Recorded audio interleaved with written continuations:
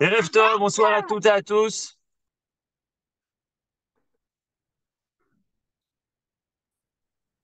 Ah ben Bonsoir à bonsoir. toutes et à tous. On se retrouve avec le Rav Eli Kling sur l'île Mode pour parler de Torah, bien sûr. C'est les Elou Nishmat, tous ceux qui ont été tués lors de cette guerre, et les Fouach Lema à tous les Ptsuim. Et également, on signale la mémoire du grand rabbin Lederer, Rav Shlomo Ben Meir, c'est ça, Askara. Ce soir, Bechavod Rav Kling, tu vas nous proposer un texte qui nous parle des pleurs à Jérusalem, un texte qui a été écrit par le Rav Kook. Bechavod. Ouais, alors c'est ce que j'étais en train de vous raconter juste avant qu'on commence l'enregistrement. Et oui, c'est donc un texte qui a été écrit par le Rav Kook. Enfin, il a été écrit, il a été prononcé. En fait, c'est un discours qui a été prononcé par le Rav Kook, mais il a prononcé ce discours dans des circonstances un petit peu particulières, comme on va le voir. En tout cas, au centre de ce discours, il y a une explication d'un passage talmudique particulièrement mystérieux dont on ne connaissait pas finalement, on n'arrivait pas à résoudre l'énigme. En tout cas, ceux qui pouvaient résoudre l'énigme ne l'ont pas dit, puisque c'est resté un point d'interrogation pendant très très longtemps. Et le premier qui réellement nous a raconté ce que d'après lui le texte signifiait, c'était donc le Rav Kook. Alors le texte se trouve dans la Masechet Megillah, le traité consacré à Purim, à la page Gimel, donc tout au début du traité, page 3, Hamoud Aleph. Et ça commence par quelque chose d'assez anodin. En fait, c'est une sorte de précision historique qui n'est pas très importante a priori. Alors voilà ce que dit le texte. Je vous le lis. Euh, Amar Rabbi Yirmiya, c'est Rabbi Yirmiya qui nous racontait ça. Veitema Rabbi Chia Baraba. Quand on n'est pas très sûr, certains pensent que c'est Rabbi Chia Baraba. En tout cas, quelle est l'affirmation? Tirgum Shel Torah, la traduction de la Torah. Quand on dit la traduction de la Torah, c'est la traduction de la Torah en araméen, ou la première traduction de la Torah en araméen. Onkelos Hager Amro, on le doit à Monsieur Onkelos, qui était un converti. C'était quelqu'un qui s'est converti au judaïsme. D'ailleurs, on le sent, on l'entend par son nom. Onkelos, ça fait pas très, c'est pas de chez nous. Donc, c'est un grec qui s'est converti. Et ce Onkelos, donc, a traduit euh, la Torah en araméen, mais il a traduit tellement bien que jusqu'à aujourd'hui, c'est la traduction légitime quoi, de la Torah en araméen. D'ailleurs, dans la plupart des Chumashim, vous avez le texte en hébreu et juste à côté, même avant Rashi, la traduction de Onkelos.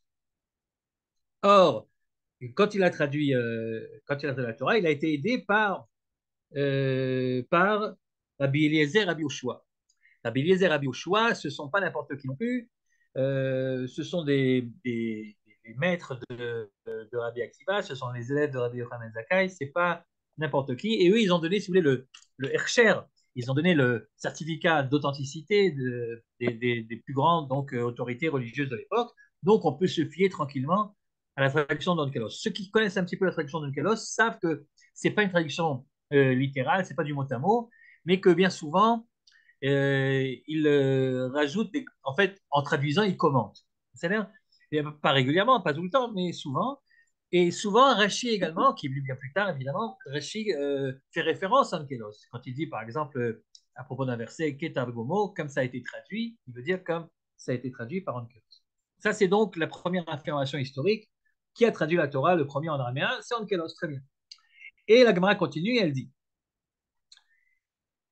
celui qui a traduit les Nevi'im, c'est pas la Torah. La Torah, vous savez, c'est les 5 livres de Moshe. Puis après, la deuxième partie du Tanakh, de la Bible hébraïque, c'est ce qu'on appelle le Noun de Tanakh, donc les Nevi'im, les prophètes. Les prophètes, c'est au début, c'est ce qu'on appelle Yoshua, Shoftim, Shmuel, Melachim. Et enfin, après la deuxième partie des Nevi'im, c'est les grands prophètes avec leurs grandes prophéties, les trois grands, euh, Ishaïa et Yirmiya et Yecheskel, et ensuite les 12 petits. Tout ça, ça fait partie de la deuxième partie de la Bible, donc ce qu'on appelle les Névi'im. Alors, c'est pas un Kélos qui a traduit les Névi'im. Non, celui qui a traduit les Névi'im, comme ça nous enseigne la Gemara, Tirgum Shel Névi'im, Yonatan ben Uziel. C'est Jonathan Mouziel. Jonathan Mouziel, c'est un bonhomme très connu également, sur lequel on ne va pas s'étendre maintenant. Il y a plein d'histoires sur lui intéressantes. En tout cas, Jonathan Santana, c'est lui qui a traduit les Nevi'im en araméen. Mais là, contrairement à ce qui s'est passé pour Onkelos, où tout était calme, par contre, lorsque Jonathan a terminé la traduction, alors là, il s'est passé des événements, je ne vous dis pas. D'abord, il a été aidé dans la traduction par Chagai, Zecharia et Malachim du texte. Alors, Chagai, Zecharia et Malachim, ce sont des prophètes eux-mêmes. Ce sont en fait les derniers prophètes. Les 12 petits prophètes, comme on les appelle, ça se termine par Chagai, Zecharia et Malachim. Autrement dit, c'est eux-mêmes qui ont donné le certificat d'authenticité de Kashrut, si vous voulez, à la traduction de Jonathan Mouziel. Donc, il n'y a rien à dire sur la traduction. La traduction a été authentifiée, elle est très bien, on peut se baser dessus, tout va bien. Sauf que Nizda Azea, Yohan, t'as pas le texte bon, c'est pas grave. Nizda Azea Eretz Israël, Arba Maot Parsa, Alaba Maot Parsa. Au moment donc où Jonathan a traduit les Nevi'im, figurez-vous que la terre d'Israël s'est mise à trembler de 400 parsa sur 400 parsa. Oh, oh, 400 parsa sur 400 parsa, ça fait quand même 400 parsa au carré. C'est beaucoup. Donc la terre d'Israël s'est mise à trembler. Et ça veut dire donc que Dieu veut montrer quelque chose. En général, c'est un tremblement de terre, c'est sûrement un mécontentement. Et puis, non seulement la terre d'Israël s'est mise à trembler, allez savoir pourquoi, mais en plus, il y a Tzta Batkol V'Amra, il y a une voix céleste, il y a Batkol, donc une voix divine qui s'est fait entendre au Beth Midrash, et qui a dit distinctement, on a bien tous ceux qui étaient présents l'ont bien entendu, cette voix céleste a dit, Batkol, Mi Uze Shigila Setara Ibn Adam, quel est celui d'entre vous donc qui a osé dévoiler mes secrets aux hommes? Shigila Setara Ibn Adam, qui a osé dévoiler mes secrets aux hommes. Ce qui signifie que d'un point de vue divin, le traducteur, Jonathan, a révélé des secrets. Ce qui est curieux quand même, a priori. C'est curieux parce qu'en général, quand tu traduis, surtout de l'hébreu, mais même de n'importe quelle autre langue, quand tu traduis d'une langue à une autre, tu ne dévoiles pas des choses cachées. Au contraire, tu appauvris le texte. Il y a un proverbe français qui dit que toute traduction est une trahison, puisque dans la langue d'origine, les mots ont plus de sens que leur sens. Il y a tout un contexte. Ça n'a pas la même connotation si tu dis quelque chose en hébreu ou si tu dis dans la traduction latine, la traduction française ou la traduction araméenne. Or ici, il semblerait que le traducteur, il ait dévoilé des choses qui n'étaient pas dans le texte. En tout cas, qui n'étaient pas explicitement dans le texte. Et Dieu s'énerve en disant Mi-Ouzé Shikila Starai Adam, qui est celui qui a osé dévoiler mes secrets aux hommes. Vous allez me dire, il aurait pu l'empêcher de traduire, ça aurait été plus simple si vraiment. Mais enfin, il a laissé traduire, mais ensuite il l'engueule. Pourquoi tu as traduit? Ok. Et non seulement ça semble un petit peu curieux, mais en plus, finalement, il n'est pas reproché ici à Jonathan d'avoir inventé des trucs de lui-même, simplement d'avoir réussi à faire sortir du verset des secrets qu'il n'aurait pas dû faire sortir. Mais ces secrets qui se trouvent cachés derrière les versets, qui les a donc mis là-bas? Ces prophètes sont des prophètes inspirés, donc c'est certainement de lui-même qui les a mis. S'il les a mis, c'est bien pour qu'on les connaisse. Et donc, pourquoi s'énerve-t-il lorsque quelqu'un les dévoile? Si tu voulais pas qu'on sache, il fallait pas le dire, tout simplement. Mais si Dieu permet à son prophète de dire quelque chose, pourquoi s'énerve-t-il contre le traducteur qui a osé dévoiler le secret de ce que le prophète a voulu dire? Donc tout ça n'est pas très clair, on ne comprend pas très bien pourquoi tout d'un coup la terre se met à trembler et la voix dit mais qui est celui qui a osé dévoiler mes secrets? Là-dessus, notre Jonathan Manouziel, il ne s'est pas démonté. Et Ahmad Jonathan Manouziel al-Ragrav, il s'est mis debout. Donc, imaginez la scène, on est au Beth Midrash, tout le monde entend cette voix. Et là, Jonathan se met debout et il dit c'est moi qui ai dévoilé tes secrets aux hommes. C'est moi qui ai dévoilé tes secrets aux hommes. Oui, c'est moi. Galoui ve'adou alefanecha. Mais tu sais bien, je parle à Dieu, tu sais bien, Galoui ve'adou alefanecha, shelo lichvodi asiti, que je ne l'ai pas fait pour mon kavod personnel. Je n'ai pas dévoilé les secrets pour me faire mousser. Velo lichvod beitava. Et je n'ai pas non plus dévoilé les secrets pour le kavod, pour la réputation de la maison de mon père. On dit pour qu'on dise, tiens, tous les Ben Uziel sont doués, ils arrivent à traduire, et pas du tout, pas du tout. Et la lichvotra, city. Mais si je l'ai fait, c'est pour ton kavod à toi, Dieu. Si j'ai traduit et dévoilé, en effet, je reconnais que j'ai dévoilé des secrets. Les secrets que j'ai dévoilés, je les ai dévoilés pour une raison bien précise. C'était pour ta gloire. Et deux points. Alors regardez, c'est important parce que c'est quoi la gloire de Dieu? Regardez. Deux points. Pourquoi pour la gloire de Dieu? Chez Lo Yirbo Machloket Israël, pour que les Juifs arrêtent de s'énerver entre eux. Pour que les Hébreux, pour que les Juifs, Israël, arrêtent de se disputer. Pour qu'on arrête de se disputer entre nous. La gloire de Dieu, c'est quand les Bnei Israël ne se disputent pas entre eux. On n'a pas dit ne discutent pas entre eux. La discussion fait partie, évidemment, de la base de l'enseignement juif, de la tradition juive, la tradition talmudique. Il n'y a pas de page de Talmud sans discussion. La discussion est non seulement autorisée, mais recommandée. Mais mahloket, c'est le yirbou, c'est que ne se multiplie pas à l'infini des mahlokot, qu'on n'invente pas des mahlokot qui n'ont pas lieu d'être. Parce que ça, c'est contre la gloire de Dieu. Et lorsqu'on fait les choses contre la gloire de Dieu, c'est pas obligatoirement une bonne chose qui n'aura pas de conséquences. Ok. Et donc, pour éviter ça, pour éviter la marloquette en Israël, chez le Yirbou marloquette en Israël, alors j'ai traduit, j'ai dévoilé mes secrets. Vous multipliez, sinon vous aurez multiplié à l'infini les discussions, les disputes, les anathèmes, pour des choses qui sont anodines finalement. Je sais pas moi, est-ce qu'on doit mettre une mechitza lorsqu'on fait une prière dans le domaine public? Ah, ça c'est un sujet important. Ça c'est fondamental. Ça vaut la peine qu'on se dispute pour ça, n'est-ce pas? Ça vaut la peine qu'on se dispute au point qu'on en vienne aux mains. Ça vaut la peine que même le jour le plus sacré du judaïsme, l'image qu'on en retiendra, c'est cette image. En plus, on avait l'intention de remettre ça également pour la Torah. Est-ce qu'on va faire des hakafot shniyot? Rappelez-vous, c'était le grand sujet. Est-ce qu'on va faire des hakafot shniyot avec une séparation entre les hommes et les femmes? Oh là là, qu'est-ce que c'est important tout ça? Qu'est-ce que c'est important? Qu'est-ce que ça semble petit aujourd'hui, hein? On a du mal à s'imaginer qu'il y a une semaine à peine, enfin un peu plus d'une semaine, c'était le sujet. C'était le sujet. Et puis, comme si c'était le seul, c'est pas le seul, ça fait des mois et des mois qu'on a, semble-t-il, dépassé toutes les bornes dans la manière que nous avons de discuter les uns avec les autres. Et que, et qu'on est parti dans des insultes, des anathèmes, j'irai plus acheter chez toi, tu en as plus, tu viendras plus dans ma synagogue, parce que tu penses pas comme moi, parce que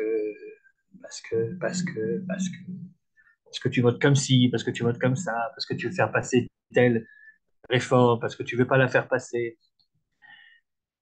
Toutes sortes de discussions qui peuvent être légitimes, bien sûr, mais qui, lorsqu'elles n'ont pas de limite, peuvent être très dangereuses. Alors, moi, Jonathan Anuziel, j'ai décidé, pour pas qu'il y ait de dispute en Israël, j'ai décidé de dévoiler les secrets que tu as cachés dans les Névi. Bon, apparemment, il n'a pas trop réussi, puisque même après qu'il ait dévoilé les secrets, j'ai pas l'impression qu'on se dispute moins. Mais enfin, en tout cas, c'est ce qu'il voulait faire apparemment. Il voulait éviter les disputes inutiles en Israël. Les disputes inutiles en Israël. Chez lui, il y a beau mahloket d'Israël. Ve'od, mais non seulement il ne regrette pas d'avoir dévoilé les secrets des Lévim, Ve'od bikesh legalot tirgum shel ketuvim, emporté par l'élan, il voulait également s'attaquer à la traduction de la troisième partie de la Bible hébraïque, du Tanakh. Donc le Tav, Torah, la première partie, ça a été traduit par Onkelos, apparemment ça n'a pas fait de vague, tout va bien. La deuxième partie, le Nun, les Nevim, ça a été traduit par Jonathan et ça a provoqué un tremblement de terre et une colère divine.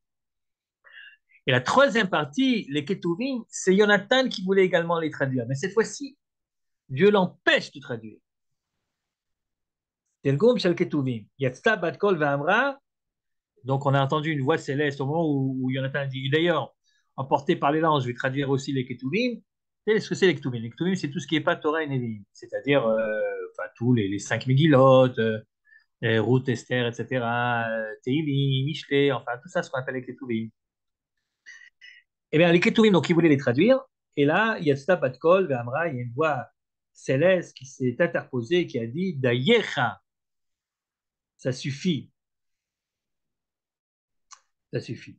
C'est-à-dire que apparemment c'est plus dur de traduire les, c'est plus délicat si vous voulez, de traduire les Ketuvim que de traduire les Nevim, parce que les Nevim, Dieu s'est énervé, mais il s'est énervé une fois que l'autre il a quand même traduit. Donc c'est une sorte de clin d'œil, c'est Dieu dit bon, tu aurais peut-être pas dû, mais enfin je t'ai quand même laissé faire. Donc finalement il n'est pas tellement en contre que ça, il n'est pas aussi opposé que ça, sinon il aurait empêché. Par contre pour les Ketuvim, il l'empêche de le faire. Non, ça suffit, Vaïra.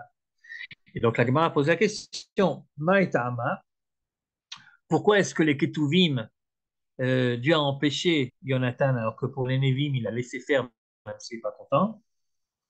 Réponse, parce que dans les Ketuvim, dans certains d'entre eux en tout cas, il y a Maïtama Mishum de Idve Ketz Mashiach, parce qu'il y a caché dans les Ketuvim les dates de la venue messianique. Ketz Mashiach, la fin des temps.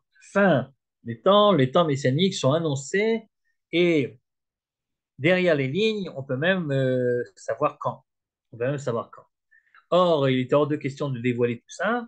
Et comme on ne fait plus confiance à Jonathan, le grand dévoileur, donc on décide de l'empêcher de traduire les Ketuvim. Alors, dans quel livre se trouvent cachées les dates de la délivrance ultime? C'est dans le livre de Daniel, nous disent les commentateurs. Et c'est vrai qu'il y a des passages de Daniel qui semblent très mystérieux. Et d'ailleurs, les grands kabbalistes du judaïsme, quelles que soient les époques, se sont évidemment penchés là-dessus pour essayer de percer le mystère de la fin des temps. Mais donc ça, on l'a pas laissé traduire, on avait peur qu'il le dévoile également. Très bien. Deuxième question de la Gemara. Deuxième question de la Gemara. Comment se fait-il que pour la Torah, il n'y a pas eu de problème, alors que pour les Nevi'im, il y a eu des problèmes. Donc le texte dit la chose suivante. Maïshena Doraita d'Eloïs Darazia. Quelle est la différence entre la traduction de la Torah elle-même, des 5 livres de Moshe, où la terre d'Israël s'est tenue tranquille, elle n'a pas tremblé, il n'y a pas eu de tremblement de terre, d'accord? V à des Nevi'im, Isdarazia, alors que pour les Nevi'im, la terre a tremblé. Pourquoi? Réponse, eh bien parce que la Torah, quand tu la traduis, les choses sont simples. Les choses dans la Torah sont simples. C'est marrant parce que nous, on aurait peut-être pensé le contraire, mais non, la Gemara ne dit pas du tout. Dans la Torah, les choses sont claires, les choses sont simples. De Raïta Mifar chez Milta, les choses sont explicites. Et des Néviés, par contre, dans les Néviés, Ika Mile de Mefarshan, et Ika Mile de Mesatman. Il y a des passages qui sont simples, qui sont évidents, et puis il y a des passages qui sont beaucoup moins évidents. Et donc, en traduisant, tu risques de dévoiler ce qu'il ne faut pas dévoiler. OK? Donc, c'est la raison pour laquelle Dieu s'est énervé après la traduction des Névi'im, alors que pas du tout après la traduction de la Torah, les choses étaient normales. Jusque-là, la première partie de cette page du Talmud. Les questions qu'on se pose sur cette page du Talmud sont évidemment très nombreuses. Donc, il y a les questions qu'on a déjà posées. En quoi est-ce que la traduction dévoilerait des secrets gardés? Pourquoi est-ce que, si tu veux pas qu'on connaisse les secrets, pourquoi tu les as mis? Pourquoi tu les as mis à l'intérieur? Pourquoi la terre d'Israël se met-elle à trembler justement? C'est quoi ces discussions, ces marlocotes, ces disputes que notre Jonathan voulait absolument éviter? Est-ce qu'il a réussi à les éviter? Voilà, si vous voulez, les grandes questions qu'on peut se poser. Mais ce qui est intéressant, c'est que les sages du Talmud, eux, ne se préoccupent pas de ces questions, en tout cas apparemment pas. Par contre, ils se préoccupent d'une autre question qu'on n'a pas citée, mais qui semble les préoccuper bien davantage, ce qui ne m'étonne pas, parce que finalement, les Talmudistes sont des gens très réalistes. Et donc, la seule question qui intéresse la Gemara, c'est, OK, très bien, peut-être que Nathan a eu tort de dévoiler des secrets, peut-être qu'il n'a pas eu tort, mais puisqu'il les a dévoilés, lesquels sont-ils donc? C'est-à-dire, quels sont les fameux secrets qui ont fait trembler la terre d'Israël? Quels sont les secrets que Jonathan a dévoilés qu'il n'aurait pas dû faire? C'est ça qui intéresse la Gemara. Ce qui intéresse la Gemara, c'est pas est-ce qu'il a bien fait ou est-ce qu'il n'a pas bien fait. Disons qu'il n'a pas bien fait, mais maintenant qu'il a fait, alors au moins qu'on en profite. C'est quoi ces fameux secrets qui empêchent les grandes discussions en Israël? C'est quoi les secrets de Jonathan? Et donc, je suppose que ce que nos sages du Talmud ont fait à ce moment-là, ils ont pris tout simplement les traductions, le texte d'origine des Nevi'im, le texte en hébreu, et à côté, ils ont mis la traduction de Jonathan, et puis ils sont allés chercher ou est-ce qu'il y a des secrets dévoilés?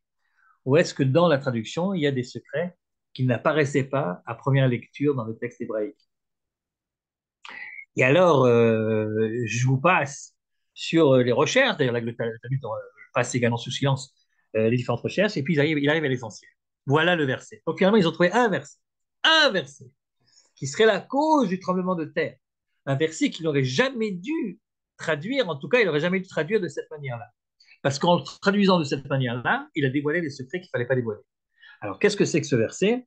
C'est un verset qui se trouve dans les prophètes, en effet, mais pas dans n'importe quel prophète, dans Zecharia, c'est-à-dire un des derniers prophètes. Zecharia, vous vous souvenez, c'est justement un des trois qui avait donné à Jonathan le certificat de cacheroute. Autrement dit, le secret en question, puisque c'est un texte, c'est un verset qui est tiré de Zecharia lui-même, que Zecharia a dit à Jonathan, c'est une bonne traduction, ça veut donc dire que Zecharia, lui, savait au moment où il a écrit quel était le secret qu'il voulait dévoiler, et donc il est finalement content euh, que Jonathan l'ait fait. Oui, alors là, on est arrivé carrément. Alors, vous avez le texte formidable. Là, vous avez le texte. Le texte que Johan a mis en évidence, c'est en effet le verset de Zechariah. Alors, ça se trouve dans le chapitre 12. Alors, il faut savoir que Zechariah, en général, c'est un vrai prophète dans le sens français du terme prophète, c'est-à-dire que il a beaucoup prophétisé l'avenir.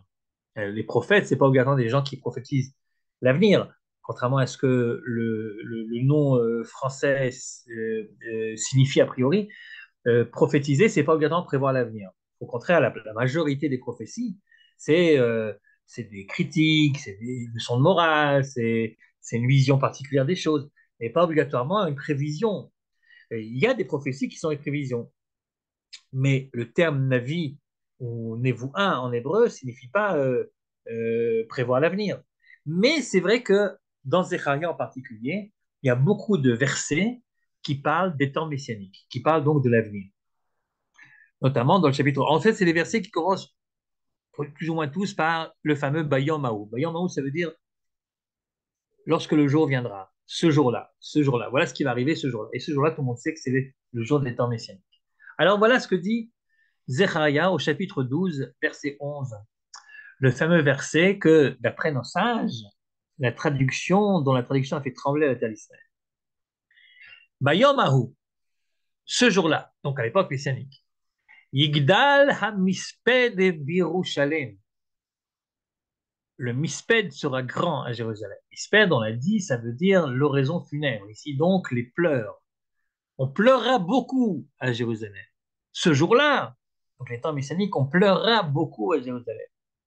Et là, tu te dis, mais les temps messianiques, ça sert justement à faire sourire, non pas à faire pleurer, comme le Passouk le dit.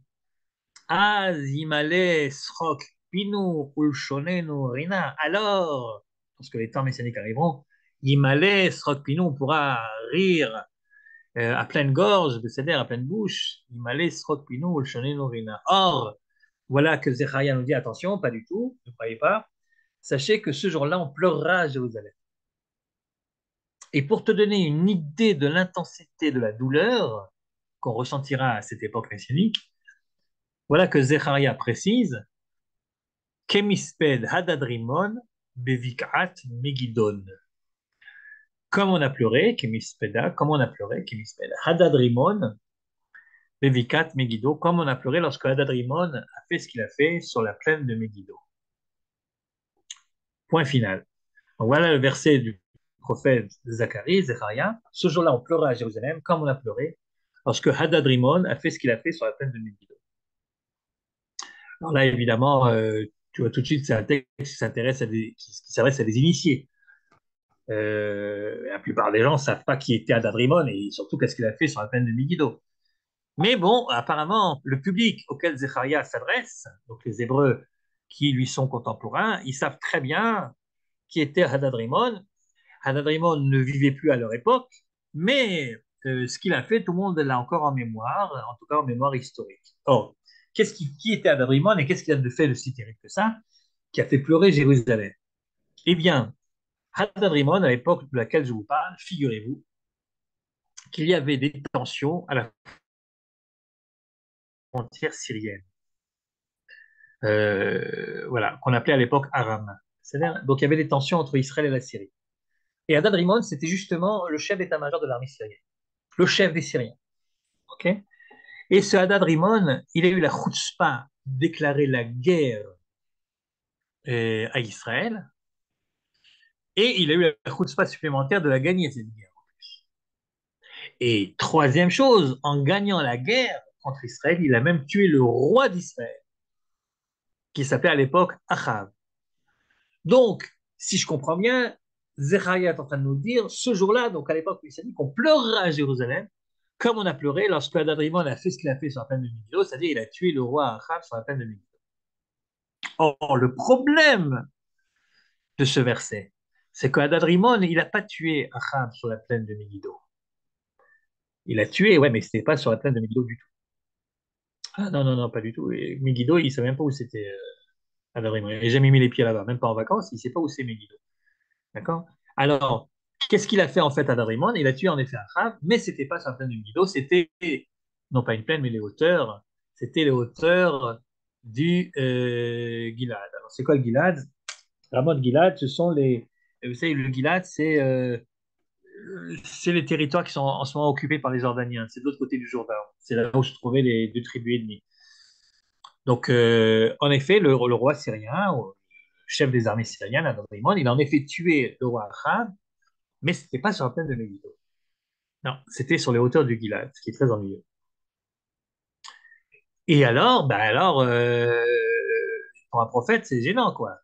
Voilà quelqu'un qui prétend voir l'avenir et qui n'est plus capable de se rappeler du passé. On ne fait pas des erreurs aussi importantes. On n'est pas à Dadrimon, à Bucat Megiddo. Alors vous allez me dire, mais alors, Bucat Megiddo, il s'est passé quelque chose aussi là-bas? Ben oui, il s'est passé aussi quelque chose, mais ce n'est pas du tout Dadrimon qui était le personnage concerné. Ce qui s'est passé à Megiddo, je vous le dis, je vous le raconte, c'était bien des années après la mort et de Achav et de Dadrimon, bien des années après ça. Tellement d'années que le royaume d'Israël n'existait plus à l'époque. Le royaume d'Israël, duquel Achav était le roi, n'existait plus à l'époque. Et ils ont tous été exilés, les 10 tribus. Ils ont tous été exilés. Et qu'est-ce qui restait sur la scène du Moyen-Orient de l'époque? Un seul État juif qu'on appelait Malchut Yehuda, le royaume de Juda, ou de Judée. Et ce royaume de Judée, qui avait pour capitale Jérusalem, il était à l'époque de laquelle je vous parle, il était dirigé par un certain Yoshiaou. Le roi Yoshiaou régnait sur Yehuda. Or, à cette époque-là, figurez-vous, il y avait des tensions à la frontière égyptienne. Ça arrive de temps en temps qu'il y ait des tensions à la frontière égyptienne. Or, le roi égyptien de l'époque, qui s'appelait Paro Necho, Paro le boiteux, Paro comme tous les pharaons égyptiens, et le boiteux, c'était pour le reconnaître des autres, vous voyez.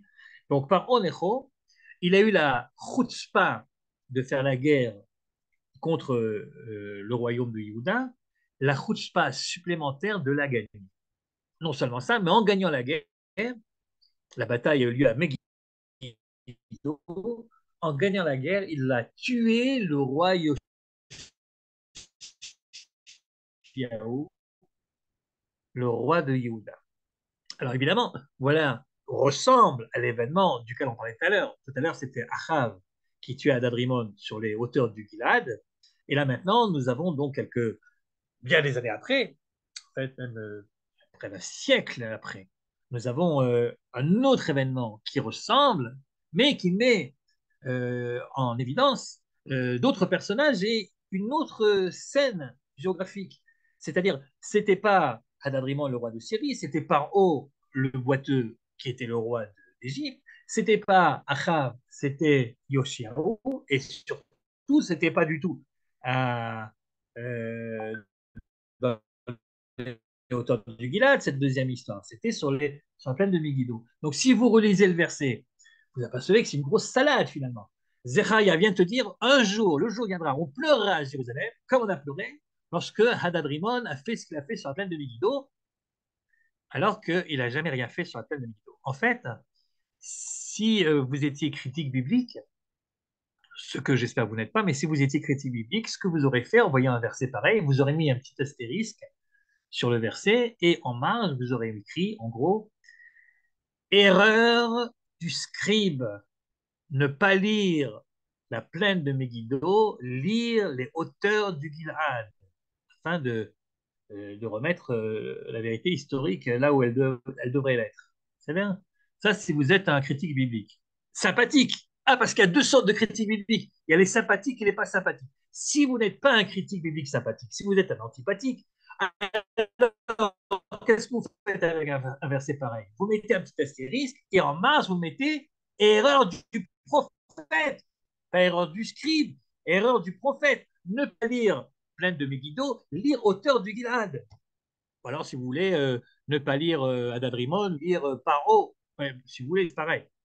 Heureusement que Rav Yosef, lui, n'était pas un critique biblique. Et Rav Yosef nous dit, c'est la suite du texte, si on est sympa, il nous montre la suite.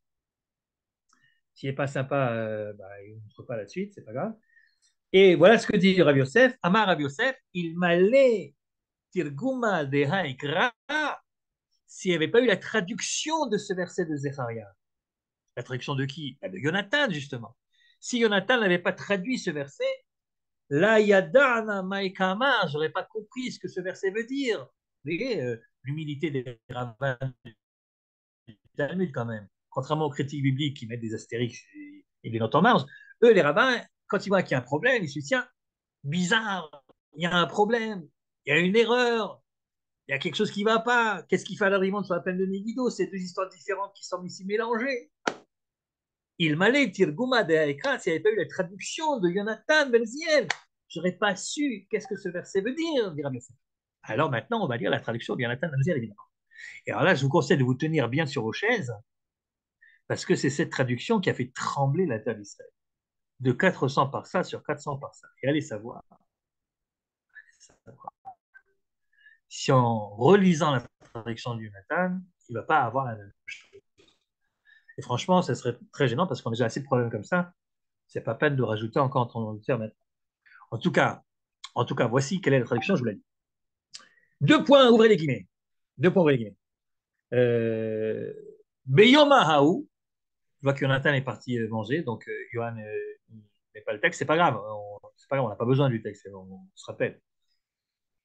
Donc deux points. Beyoma Haou. Beyoma Haou, ça veut dire en araméen, Bayom Haou en hébreu. Donc Beyoma, c'est ce jour-là, jusque-là ça va. Yazge Mispada Birushalayim, on pleurera beaucoup à Jérusalem, jusque-là c'est la traduction littérale. Et là, deux points, petit a, Kemispada de Achav Omri dicta yate adadrimon ben tavrimon beramot Gilad. Comme on a pleuré lorsque Achav, fils d'Omri, a été tué, donc le roi Achav a été tué par Adadrimon, le fils de Tavrimon, sur les hauteurs du Gilad, virgule, petit b, ou Kemispada de Yoshia baramon, et comme on a pleuré lorsque Yoshia, fils de Amon, dicta yate a été tué par Paro Hagira, par Paro le boiteux, Bédikat Megiddo, dans la plaine de Megiddo. Point final. Je vous assure que c'est un point final. C'est-à-dire qu'après, le Talmud, il parle d'autre chose, comme si mettre d'accord, maintenant on a compris, d'accord, très bien. On n'a rien compris du tout. On n'a rien compris du tout. Qu'est-ce qu'il fait, Jonathan? Qu'est-ce qu'il fait, Jonathan? Il prend, il prend les deux parties du verset. Et puis, il dit, non, non, mais le verset, il ne s'exprime pas comme il faut, en fait. Il fait allusion à deux événements. À la mort d'Achav, d'une part, tué par le Syrien, et à la mort de Yoshiaou, d'autre part, tué par l'Égyptien. Sauf que, je ne sais pas pourquoi, Zechariah, il était pressé, peut-être qu'il avait pas assez d'encre, je ne sais pas. En tout cas, il a mis l'histoire d'Achav, donc à Adadrimon, il l'a mis dans la plaine de Megiddo, et évidemment, c'est mélangé, c'est pas la même histoire, mais ça ressemble. Et, alors,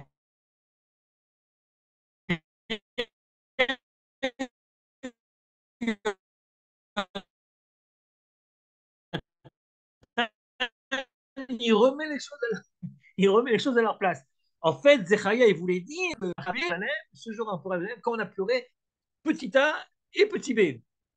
Et Zecharia, je vous rappelle que Zecharia, quand il a lu la traduction de Jonathan, il l'a approuvé. Il a dit, ouais, ben c'est bon, c'est exactement ça, c'est à ça que je pensais. Mais Zecharia, si c'est à ça que tu pensais, fallait le dire. Fallait le dire, fallait mettre toute la phrase. Ce jour-là, on pleura à Jérusalem quand un petit, lorsque Paro a tué Yoshiao.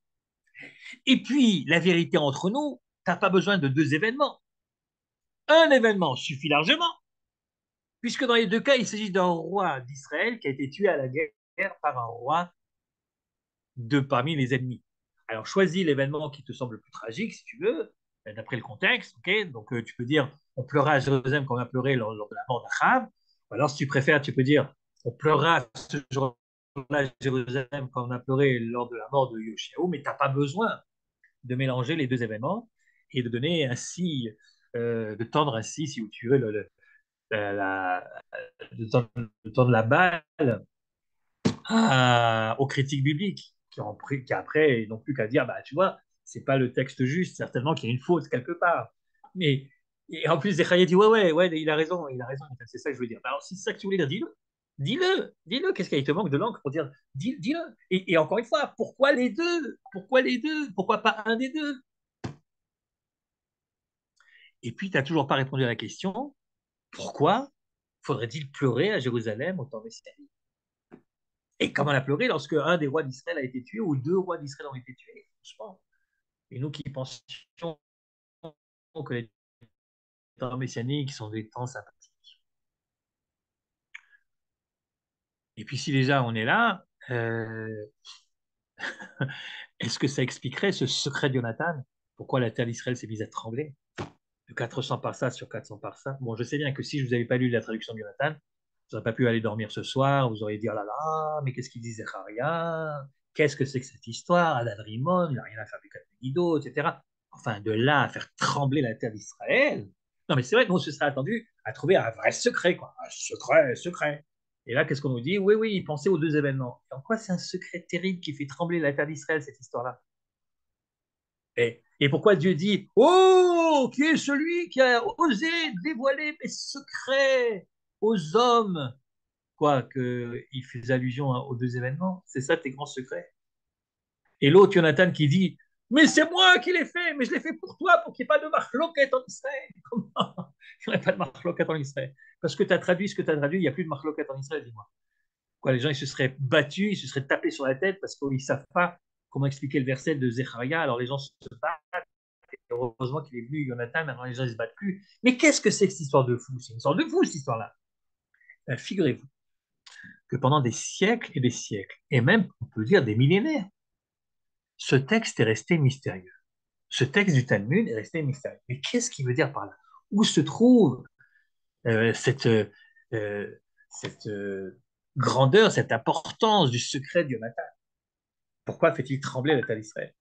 Personne, personne n'a donné une réponse intelligente à cette question, soit parce qu'il ne la connaissait pas, les commentateurs, la réponse, soit parce qu'il la connaissait, il préférait ne pas la dire, j'en sais rien. En tout cas, il n'y a pas eu de réponse. Il a fallu attendre le Rav Kook pour qu'en 1904, 1904, le Rav Kook venait d'arriver en Eretz Israël. En 1904, c'est le début de la deuxième Aliyah. Le Rav Kook arrive précédé de sa réputation de petit génie. C'était un petit génie il était connu donc à l'Yeshiva, à Volojin. C'était un chouchou, le chouchou du Rosh Yeshiva, du Nazi. C'était un petit génie, le Rav Kook. Et tout le monde reconnaissait son génie. Et puis il occupait des places importantes en dehors d'Israël. Et puis il a été appelé finalement à être le Rav Arashi. Pas encore d'État juif, hein, on est en 1904. Il faut attendre 44 ans pour avoir l'État. Donc il n'y a pas encore d'État juif, donc il n'y a pas encore officiellement de grand rabbinat de l'État d'Israël qui n'existe pas. Mais c'est le Rav Kook qui crée cette fonction de grand rabbin d'Israël avant que l'État ne soit proclamé.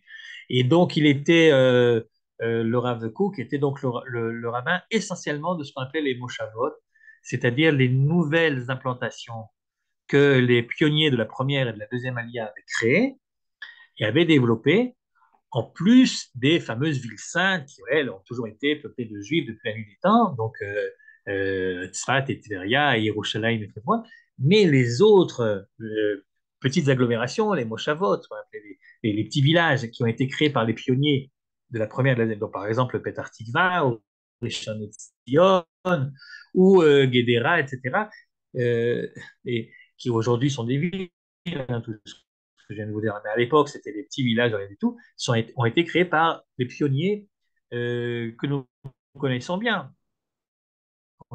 L'histoire nous a raconté ce qu'on appelle les Khaloutsi. Il vient au Rav Kook à ce moment-là, il débarque en Israël en 1904, donc il vient d'arriver il y a quelques mois, 5 ans, il est encore nouveau en Israël, mais il a déjà la fonction. Or, il se trouve qu'en Europe, un certain Théodore Herzl vient de mourir. 1904, c'est l'année de la mort de Théodore Herzl. Et donc, il se trouve que on lui fait là-bas à Vienne des funérailles qui sont presque des funérailles nationales. Il y a un nombre fou de juifs qui viennent à son enterrement. Alors, c'est marrant parce que c'est certainement l'une des premières personnalités qui réussit à drainer autour de lui, dans le jour de son enterrement, des juifs de toutes sortes de couleurs. Vous voyez, c'est-à-dire, euh, il y a des juifs avec kippa, des juifs sans kippa, avec barbe, sans barbe, des socialistes convaincus, des libéraux, toutes sortes de choses. Et ils viennent tous pleurer, donc l'immense perte, puisque comme vous savez, Herzl est mort jeune, donc 44 ans, il est né en 1860 à Budapest, donc il est mort à Vienne. Et donc il a été enterré là-bas. Et au moment où il est enterré en Autriche, à ce moment-là exactement, on décide en Eretz Israël de lui rendre hommage. Et donc, on fait une sorte de commémoration ou de manifestation en l'honneur de Herzl. Et bon, il y a toutes sortes de gens qui sont là-bas. En fait, c'est les chefs, si vous voulez, de la nation juive, de ce qu'on appelle le Yishuv, donc des juifs d'Eretz Israël. Et tout cela prennent la parole. Et bien entendu, on donne la parole au nouveau Rav Rashi, au nouveau grand rabbin d'Eretz Israël, donc à Rav Kook, qui est donc sommé de faire le hesped, de faire l'oraison funèbre de M. Théodore Herzl. Alors, ce qui est très très curieux, c'est que Rav Kook, au lieu de parler de Herzl, au lieu de dire tout le bien ou le contraire de ce qu'ils pensent de Herzl, au lieu de ça, qu'est-ce qu'il leur dit? Il leur dit, eh bien, vous savez quoi? On va étudier ensemble un texte talmudique. Et l'oraison funèbre de Rav Kook sur Herzl, c'est un shiur, c'est une étude talmudique sur la page qu'on vient de lire, c'est-à-dire la page numéro 3a du traité de Megillah. Et Rav Kook dit, voilà, je vais vous dire quelque chose, voilà un passage qui était mystérieux et je vais vous expliquer comment il faut le comprendre. Et finalement, tu peux te poser la question, et pourquoi est-ce que le Rav Kook se sert de cette page-là juste au moment de l'enterrement de Herzl? Et évidemment, ça on le comprendra en lisant donc l'explication du Rav Kook. Bref, le Rav Kook commence son discours, et il est 10h moins 10 en fait, donc je sais pas, j'ai plus beaucoup de temps, je sais pas si on arrivera jusqu'au bout, mais bon, on voudrait pas, si on n'arrive pas jusqu'au bout, on terminera une prochaine fois. Parce qu'on a déjà fait des remarques que quand c'est trop long, les gens décrochent. On va raconter le début en tout cas, et la fin, si on n'arrive pas, on fera plus tard, c'est pas grave. Et donc, le Rav Kook commence son discours en disant, on ne peut rien comprendre à cette page talmudique si on ne connaît pas l'histoire des deux personnages les principaux, c'est-à-dire d'un côté le roi Achav, qui a été tué, je vous le rappelle, par Adadrimon, le Syrien, et de l'autre côté le roi Yoshiaou, qui lui a été tué par Pharaon, l'Égyptien. Si tu ne sais pas qui était Achav, qui était Adadrimon, aucune chance que tu comprennes ce que Zecharia et après lui Jonathan ont voulu dire. Donc le secret de Jonathan réside dans la compréhension de ces deux personnages. Or, qui c'est Achav? Alors là, tu vois la différence entre l'époque de Rav Kook et notre époque. Euh, devant lui, devant le Rav Kook, il y avait des gens religieux et des gens qui ne l'étaient pas. Notamment parmi ces pionniers ou le chef des pionniers, etc., les gens qui avaient rejeté une partie d'entre eux, donc on avait rejeté le monde de la Torah et des Mitzvot, mais ils connaissaient quand même leur Bible par cœur. Et tu vois bien que le Rav Kook n'a pas besoin d'expliquer en détail à son public qui était Achav, tout le monde le sait. De la même façon qu'il n'a pas besoin d'expliquer qui était Yoshio, tout le monde le sait également. Mais comme nous, on sait un petit peu moins, alors en deux mots, voici qui était Achav. Achav, même pour quelqu'un qui n'est pas féru de Bible, Achav, c'est le type même du roi duquel on n'a pas de quoi être fier, vraiment. Vous voyez? Franchement, Achav, c'est quelqu'un qui a régné assez longtemps, il y a une quarantaine d'années, mais franchement, et par exemple, c'est lui qui a introduit le premier la Avodah Zarah, l'idolâtrie en Israël. C'est pas tout à fait exact ce que je dis. En fait, dès le schisme, dès le règne de Jéroboam, il y avait déjà l'idolâtrie, sauf qu'il y avait une sorte de religion qu'on appelle ça syncrétique, c'est-à-dire que les gens adoraient Dieu également, le Dieu d'Israël, mais à travers les idoles. Tandis que à l'époque d'Achav, les idoles sont devenues quelque chose de complètement différent et même opposé au monothéisme juif. Et non seulement il a introduit le culte idolâtre, les idoles en question, le culte en question, c'est le culte de Baal, du Baal phénicien, du Baal libanais, euh, parce que, parce que Achab avait épousé, figurez-vous, une Libanaise, la fille du roi du Liban, qui s'appelait Isabelle, donc Isabelle, et elle était très croyante, elle était très pratiquante de son culte de Baal, et quand elle a accepté le mariage avec Monsieur Achab, elle lui a dit, ok, d'accord, je me marie avec toi, je viens vivre avec toi en Eretz Israël, mais à condition que tu me laisses amener avec moi mes Kohanim, mes prêtres de Baal, les idoles et tout le bazar. Et Achab a dit, mais je t'en prie, vas-y, fais comme chez toi. Et c'est comme ça que le culte de Baal est rentré officiellement en Israël, mais plus que ça encore. Voilà, Tipa, que Achab se met à pourchasser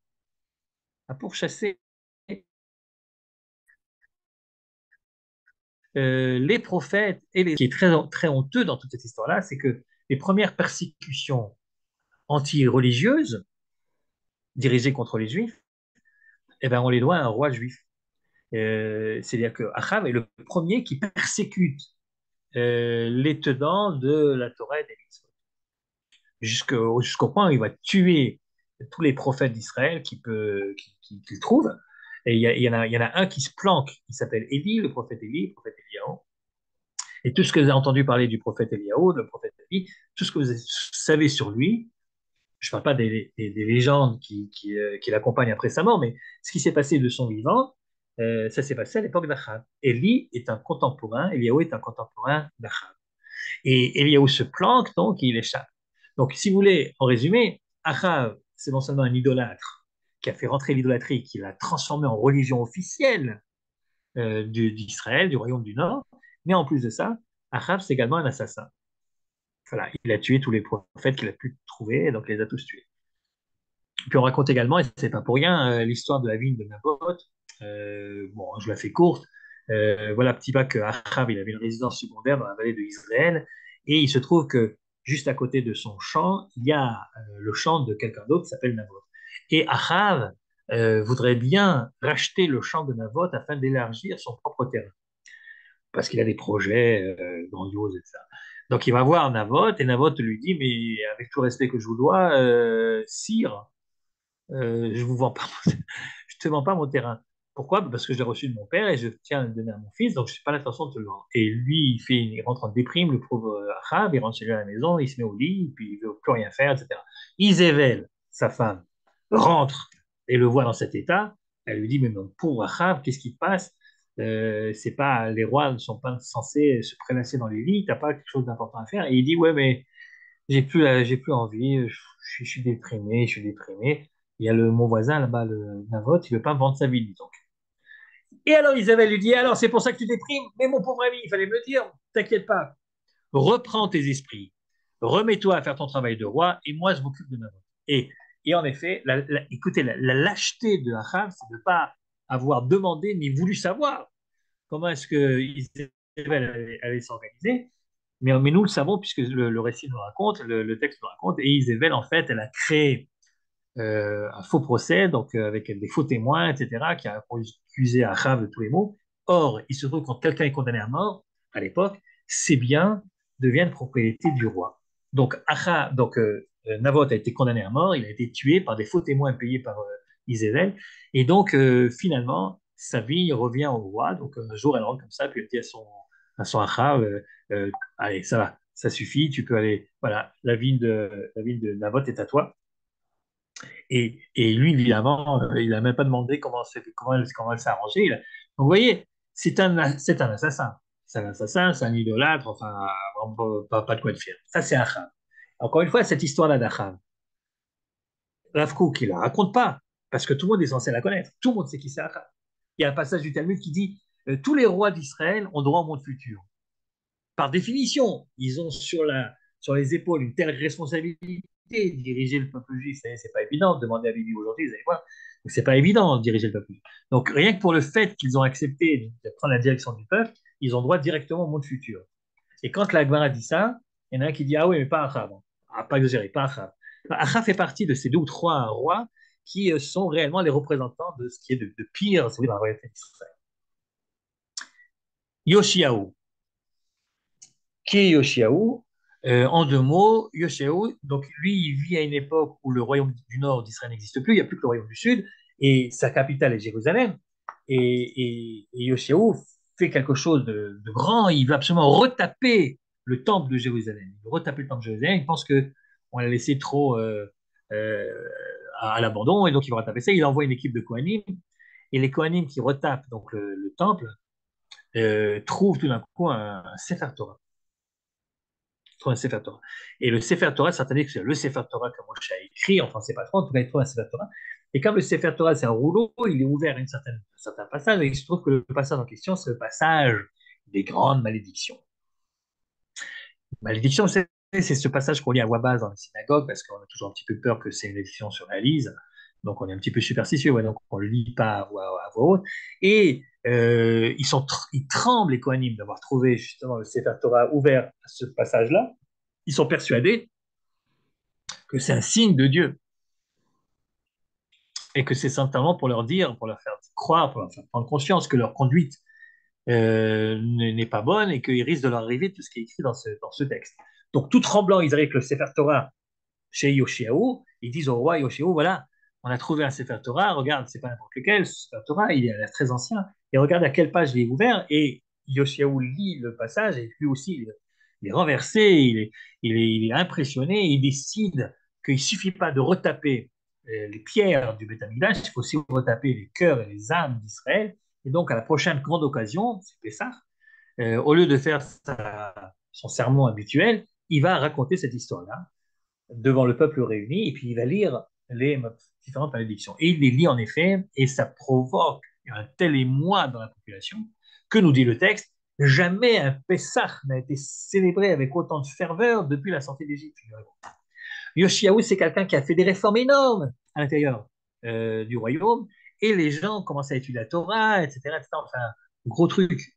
En fait, j'allais dire, autant Achav est considéré comme le prototype du roi Racha, autant Yoshéu, par contre, c'est considéré comme un petit bien. Le texte dira, il n'y a jamais eu un roi en Israël qui est revenu vers Dieu avec autant de cœur, de toute son âme, tout son cœur que Yoshéu, vous voyez. Mais ça aussi, Rav Kook, il ne le raconte pas, parce que tout le monde est censé connaître l'histoire de Yoshéu. Alors il raconte quoi, Rav Kook? Eh bien, il raconte des détails sur les rois en question que les gens ne connaissent pas ou ne connaissent plus. Et pour lui, pour le Rav Kook, c'est justement ça qui est important pour comprendre le secret de Jonathan. Mais comme il est 10 heures passées, je vais vous laisser sur le suspense. Vous allez m'en vouloir énormément, mais c'est pas grave. Ça vous forcera à Ah revenir la ouais, prochaine quand fois. même. Un petit Ah bah mot. si, non, parce que sinon c'est trop long. Ah, Ah bah oui, parce que sinon Non, c'est trop long, mais je vais pas le bâcler quand même. non, Je vais pas le non. bâcler. Donc, ce qu'on va faire, on va se rappeler tout ça. Donc, je résume le cours, qu'on va résumer également la prochaine fois. Le cours, c'est un passage mystérieux d'un verset de Zechariah qui fait trembler la terre, dans la traduction, fait trembler la terre d'Israël. On se demande pourquoi. Ce verset mélange deux événements historiques parallèles, mais pas identiques, la mort du roi Achav et la mort de Yoshiaou. Or, il se trouve que l'un est un roi rachat et l'autre est un roi tzaddik, et que le mystère, d'après le Rav Kook, le mystère de Jonathan réside justement là-dessus. Et c'est pour ça qu'on pleura à Jérusalem. Quel est le secret de Jonathan? Quel est le grand mystère dévoilé par le Rav Kook? à la mort de Herzl. Nous le verrons la prochaine fois. Si vous voulez bien, même heure, comme on disait à l'époque, même écran. Si Voilà. vous le voulez bien, ce ne sera pas une histoire, ce ne sera pas Ce sera pareil. sévère. OK. Yalla, Très bien. toda rabba. Eh ben, Vakasha, portez-vous Vous nous bien. faites souvent le coup, hein?